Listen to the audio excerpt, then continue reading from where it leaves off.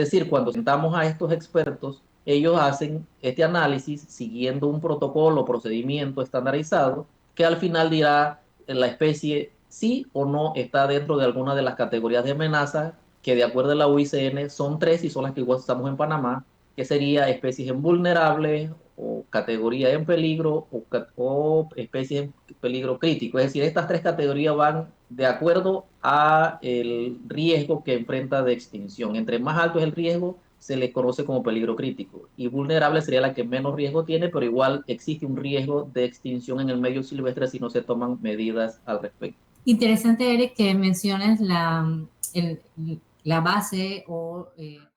Hola, Magdiel. Buenos días. ¿Cómo están? Hoy, Diego, esta mañana muy, muy, muy soleada Ujú. y parece con menos tranques que lo habitual.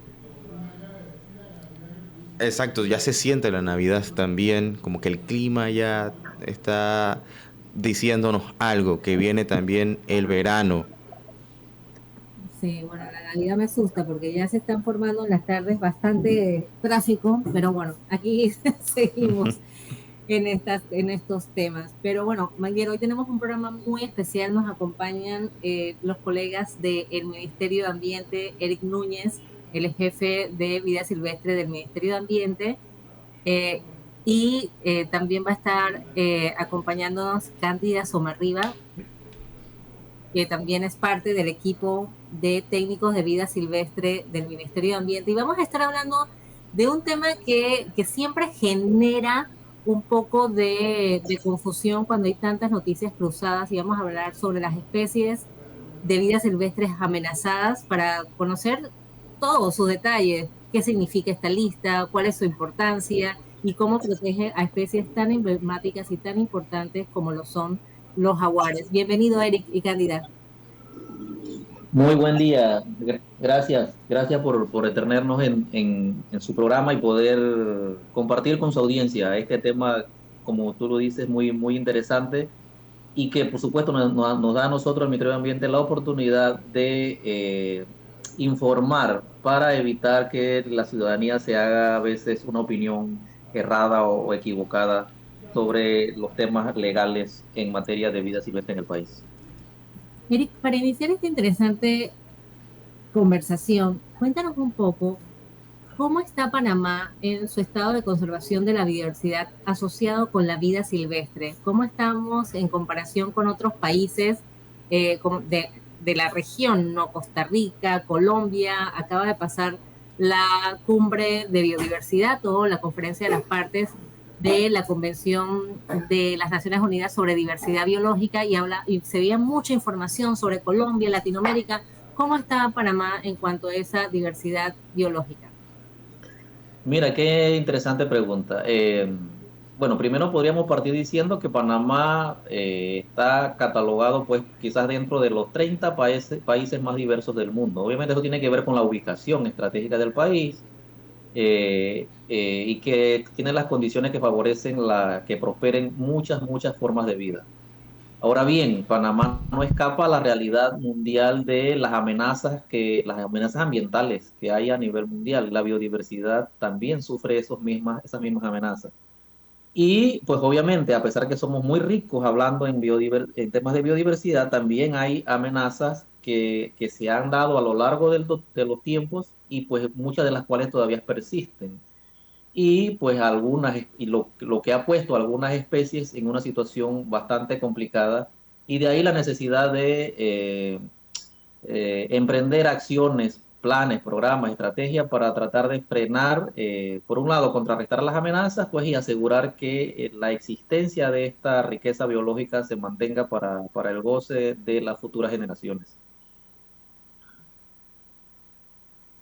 Eric, el Ministerio de Ambiente, en mucha información que ha generado, ha mencionado incluso que cerca de 38.000 especies de vida silvestre se consideran también amenazadas por el comercio internacional y por todas esas amenazas que tú mencionas.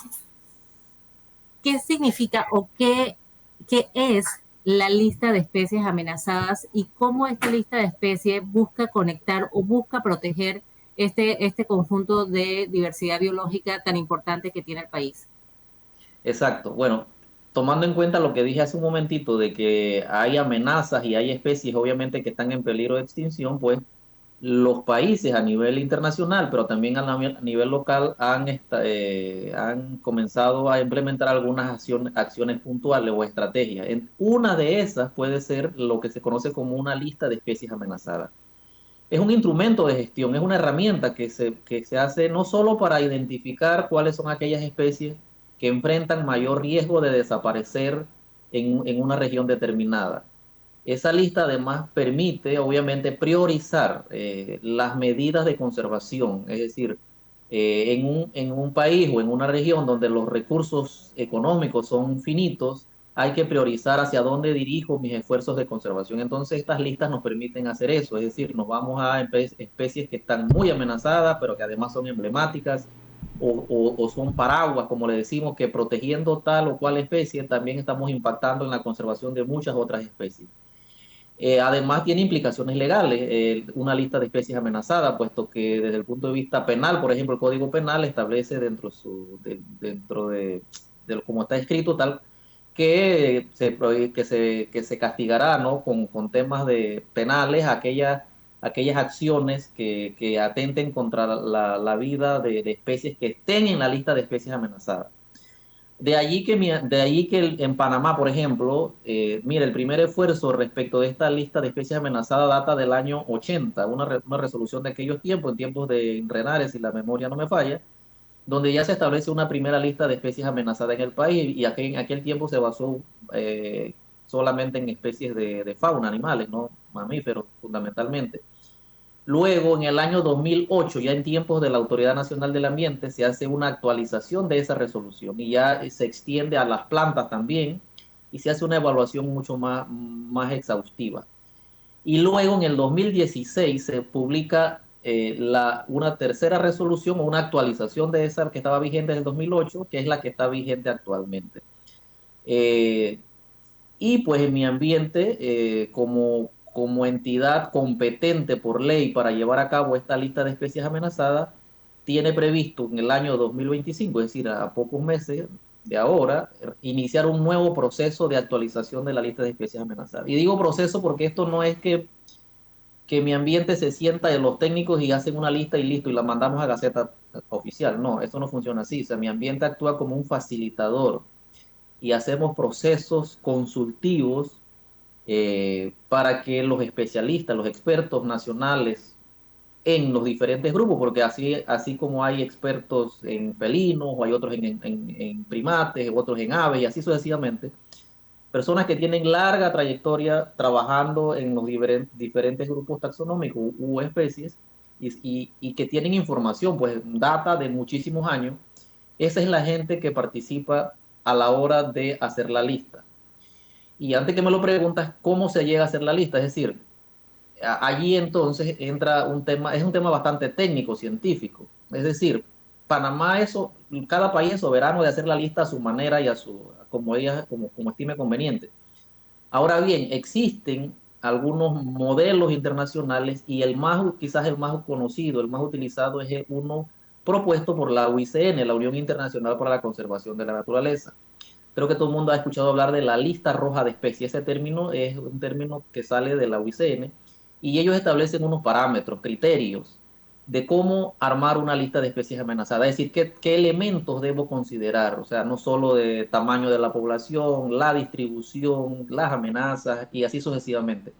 Es decir, cuando sentamos a estos expertos, ellos hacen este análisis siguiendo un protocolo, procedimiento estandarizado, que al final dirá la especie sí o no está dentro de alguna de las categorías de amenaza, que de acuerdo a la UICN son tres, y son las que igual estamos en Panamá, que sería especies en vulnerables, o categoría en peligro, o especies en peligro crítico. Es decir, estas tres categorías van de acuerdo a el riesgo que enfrenta de extinción. Entre más alto es el riesgo, se le conoce como peligro crítico, y vulnerable sería la que menos riesgo tiene, pero igual existe un riesgo de extinción en el medio silvestre si no se toman medidas al respecto.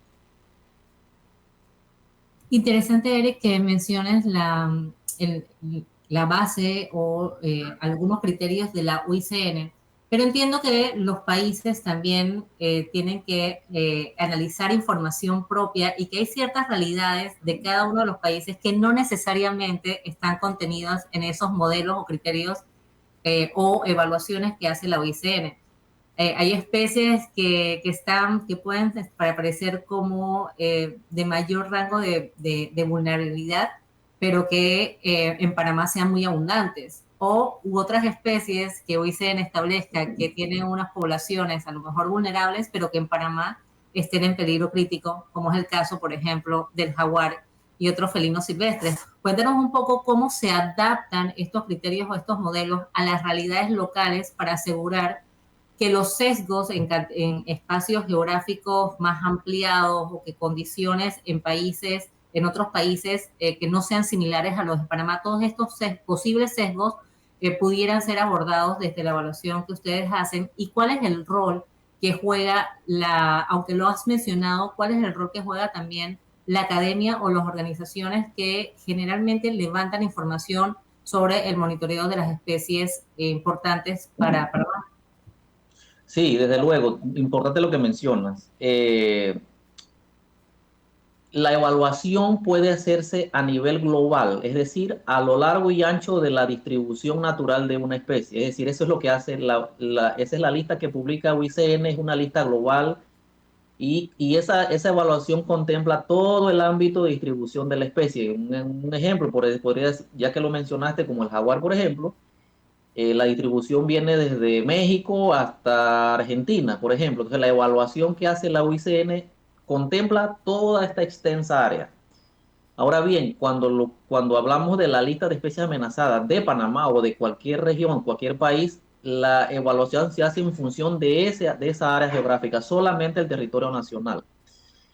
La UICN tiene dentro de sus manuales y protocolos que ha publicado para llevar a cabo, elaborar la lista, ella hace la salvedad, ¿no? Que hay una evaluación global y también hay una evaluación regional o nacional. Entonces, en el caso particular nuestro, hay que hacerla en función del territorio local, nacionalmente hablando.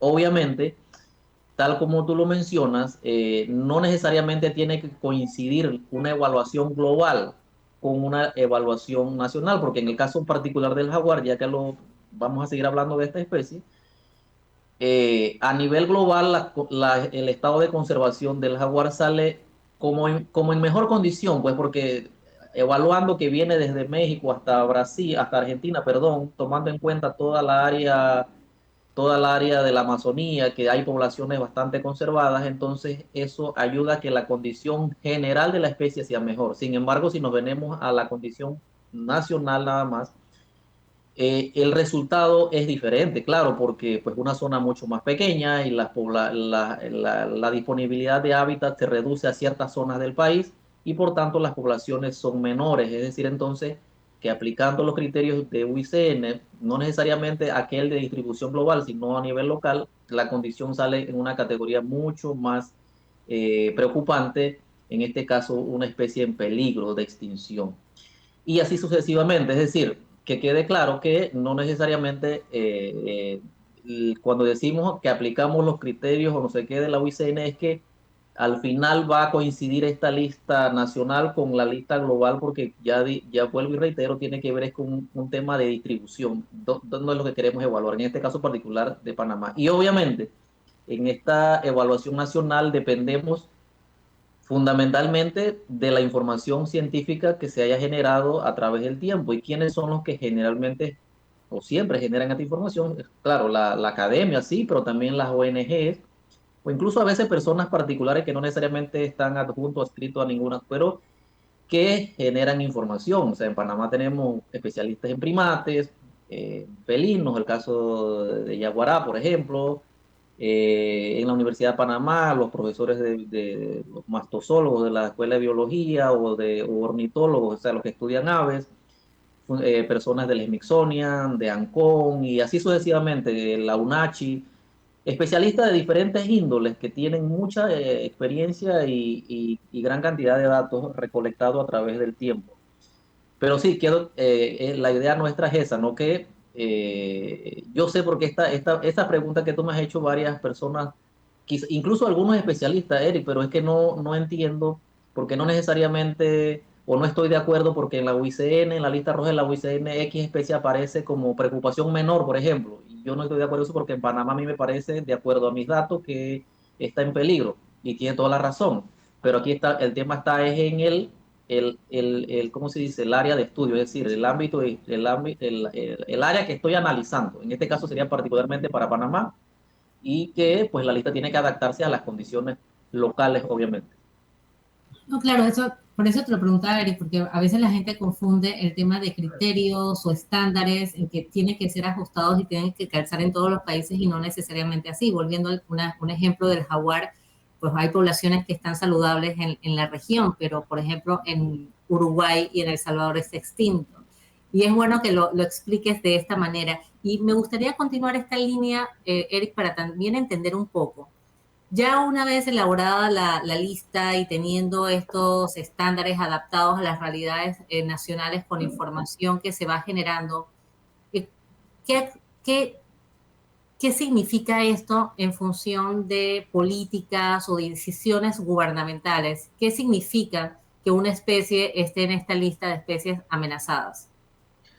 Por supuesto, sí, como que el primer paso sería hacer la lista, porque de hecho la lista per se quizás no soluciona gran cosa, ¿no? Aunque, bueno, aunque tiene, bueno, el solo hecho de que aparezca en la lista ya tiene algunas implicaciones legales, como lo dije hace un momento, ¿no? O sea, a la hora de la aplicación de la normativa, ya sea administrativamente por parte nuestra, eh, eso significaría que de repente eso es un agravante para cualquier acción ilegal que se haga en contra de la vida silvestre, se catalogaría como un agravante porque es una especie que está en peligro de extinción. Bueno, y ni contar con el tema penal porque per se así lo establece el Código Penal. Siempre que se haga, se case, se mate una especie en peligro de extinción, y entonces ya se está dentro como del catálogo de las acciones que son sancionadas penalmente. Pero más allá de eso, obviamente, eso debe o tiene un impacto a nivel interno desde el país en otras áreas, ¿no? O sea, hay un tema, por ejemplo, en la elaboración o la evaluación de los estudios de impacto ambiental. Eh, la presencia o no de una especie que está en una categoría crítica de conservación debe tener implicaciones a la hora de la aprobación o no de un estudio de impacto ambiental o de la zonificación de un estudio de impacto ambiental en alguna zona determinada del país. Planes de conservación, es decir, vuelvo e insisto, o sea, que las especies que están en peligro crítico, por ejemplo, yendo de las más amenazadas hacia las menos, las especies más amenazadas son aquellas que deben ser objeto cuanto antes de medidas concretas.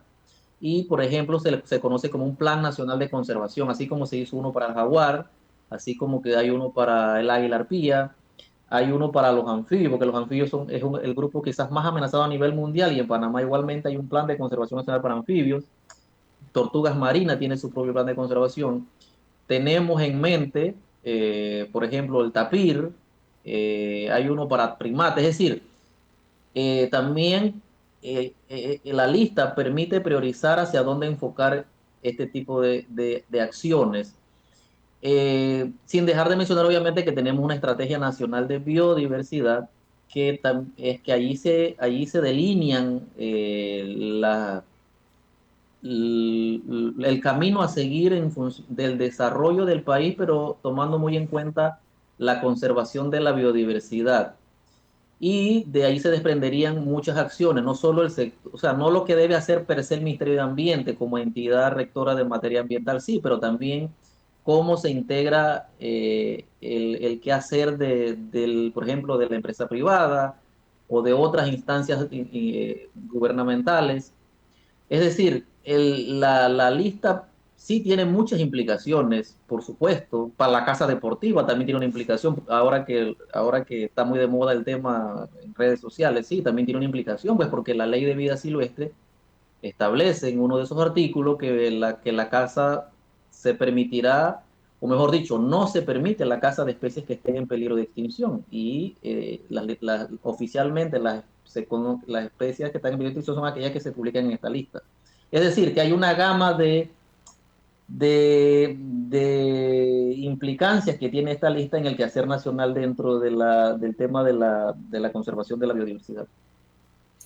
Eric, ahora que hablas de este punto que ha puesto nuevamente en el tapete en la lista de especies amenazadas hace unos años atrás, bastante reciente, fue por una demanda ante la Corte, demandando precisamente esta resolución y ahora vemos otras exigencias que hacen el grupo de cazadores o de cazadores que tiene Panamá, entendiendo cacería legal o regulada más que legal. Me gusta usar la palabra más en ese sentido. Cuéntanos un poco cuáles son las implicaciones que pudieran haber y cuál ha sido la decisión que el Ministerio de Ambiente ha tomado con respecto a estas exigencias y de mantener la cacería en ciertas especies que están dentro de la lista de especies amenazadas y que juegan un rol en la biodiversidad o la conservación de la biodiversidad. ¿Y qué ha pensado el Ministerio de Ambiente con respecto a esto a largo plazo, entendiendo que Panamá es un país carbono negativo, con biodiversidad positiva, que están muy asociados al tema de esa conservación de corredores biológicos y de áreas protegidas, y que incluso algunos países de la región, como Costa Rica y creo que Colombia, han incluso hecho una prohibición total de la cacería deportiva o por recreación, entendiendo que no puedes dar una palabra tan categórica, pero ¿cuál es el pensamiento o cuáles han sido estas reflexiones a lo interno del Ministerio con respecto a, por un lado, la aplicación de la ley en base a las exigencias o las expectativas o aspiraciones que tiene este grupo de cazadores deportivos o recreativos y a largo plazo cómo se visualiza el país? Sí, en efecto, bueno, en primera instancia, pues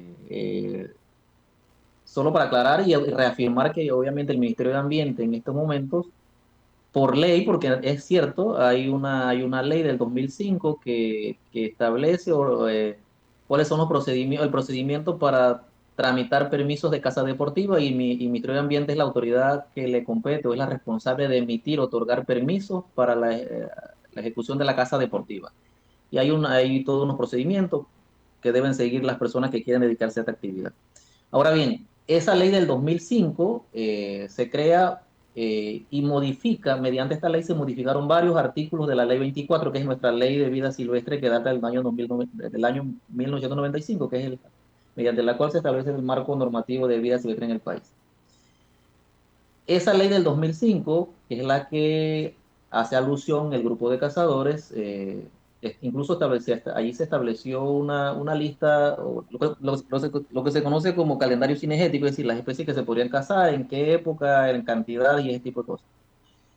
Sin embargo, la ley, en todos esos artículos que se modificaron en la ley 24, hay un artículo que no se modificó y es el que yo cité hace un momento atrás que dice que no se pueden cazar especies que estén en peligro de extinción. Entonces, claramente allí hubo una contradicción. Y el Ministerio de Ambiente, en apego a eso, tomando en cuenta lo que dice nuestra Biblia, por así decirlo, en materia de vida silvestre, que es la ley 24, siguiendo al pie de la letra de ese artículo, los permisos que se siguen emitiendo, porque es decir, no podemos unilateralmente decir no vamos a dar más permisos de caza, porque ciertamente hay una ley que dice que tenemos que tramitar permisos, pero lo que se están haciendo es también cumpliendo con la ley 24 de decir que los permisos que se van a otorgar no pueden incluir especies que estén en la lista de especies amenazadas, es decir, especies como el saíno, el conejo pintado y el venado, que son quizás las de más demanda o las principales especies que aducen los cazadores, pues que ellos les gustaría cazar. Eh, Tanto es así, pues de repente la inconformidad, por así decirlo, de los cazadores de caza deportiva, que ellos demandan la lista de especies amenazadas del país, indicando que esa lista, o sea, demandaron la legalidad de la resolución de especies amenazadas, incluyendo la lista, obviamente, y luego la Corte, eso va a la Corte Suprema de Justicia, y la Corte Suprema de Justicia se pronuncia en un fallo a inicios o finales del año pasado, inicios de este año, y lo que hace la Corte es reafirmar que el Ministerio de Ambiente es la autoridad competente para hacer la lista de especies amenazadas, palabras menos, palabras más, y que además, si bien existe un calendario cinegético en una ley, la ley 39 del 2005, no es menos cierto que ese calendario dice taxativamente así, que ese calendario tiene que estar sujeto a la disposición de la ley 24 que dice que no se pueden cazar especies amenazadas. Es decir, reafirma lo que mi ambiente ya venía haciendo. Y por tal razón, el Ministerio de Ambiente sigue tramitando o va a seguir tramitando, si así tienen a bien solicitar a los cazadores, permisos de caza deportiva solo para especies que no están en la lista de especies amenazadas. Ahora, ¿qué va a pasar más adelante en la segunda parte de tu pregunta? Bueno, la verdad no tengo ahorita esa responsabilidad de mis manos, ni la verdad absoluta de qué va a pasar a corto o a mediano plazo sobre el tema de caza deportiva en el país. Ciertamente mi ambiente está apostando y de hecho está siendo considerado como un líder en varios temas ambientales a nivel global, regional. Así que, pues seguramente los tomadores de decisiones, estoy hablando de los tomadores de decisiones en la institución en su debido momento, con los asesores legales y, bueno, obviamente la parte técnica, porque tiene que haber un sustento técnico siempre para estas cosas, técnico y legal, se tomarán las medidas respectivas. No podría yo decir ahorita ni dar fechas de si va a haber algo diferente a lo que se está haciendo ahorita, es decir, no es mi potestad ahorita. Muchísimas gracias, Eric, por toda la información interesante que nos has compartido el día de hoy en cuanto a esta herramienta para la protección de la vida silvestre que tiene el país y todas estas implicaciones cuando hay diferentes intereses de uso. Muy contentos de ver cómo Panamá va avanzando para ese uso sostenible de la vida silvestre. Gracias, Eric, por acompañarnos el día de hoy. Agradecidos a ti por el espacio que nos brinda y pues siempre es a la orden para seguir comunicándonos con la audiencia.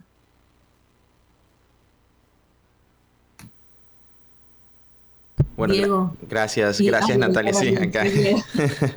Bueno, gracias Natalia. Muy interesante el tema, definitivamente lo de la caza y principalmente la conciencia. Tenemos especies que están en peligro de extinción y entender que es responsabilidad de todos cuidar y comprender este tema, pues nos asegura que estas puedan mantenerse y en algún momento ojalá salgan también de esa lista de la UICN. Gracias a ambos por acompañarnos y será hasta la próxima semana más de Semana Ecológica. A ti, Magdiel, Diego, un saludo. Nos hablamos el próximo martes. Claro que sí. Vamos a cambio comercial y volvemos en breve con más de la mañana con Gaby Hábitos.